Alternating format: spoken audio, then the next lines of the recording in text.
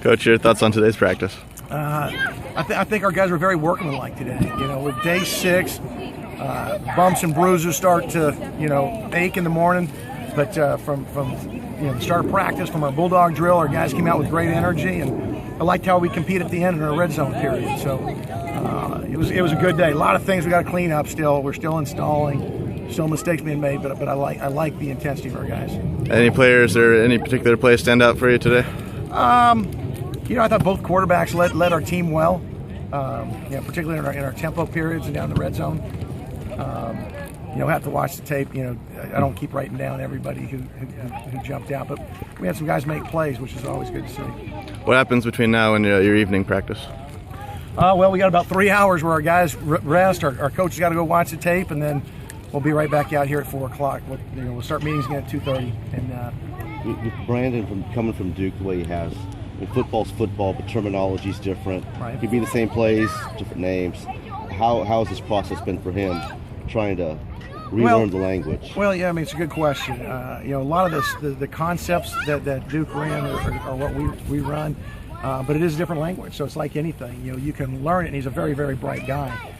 But until you can assimilate it where you're not thinking about conversion in your mind, that's where we got to get to. And he's not quite there yet because we're still installing stuff. So he'll get there, though.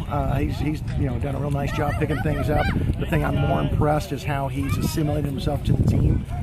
He's jumped in with 2 feet. He commands the offense when he's out there, and that's what you're looking for. Not a guy who's standing around. He's a true quarterback. He's gonna make guys do it his way. How much the fact that he is a Duke guy, a highly educated guy, play into you, giving him a chance, knowing that there's a learning curve, he's have to do this really quick, as opposed to somebody maybe younger who you knew you didn't have a year. Yeah. Well, we one of the evaluating factors for taking him was the fact that he's got great experience.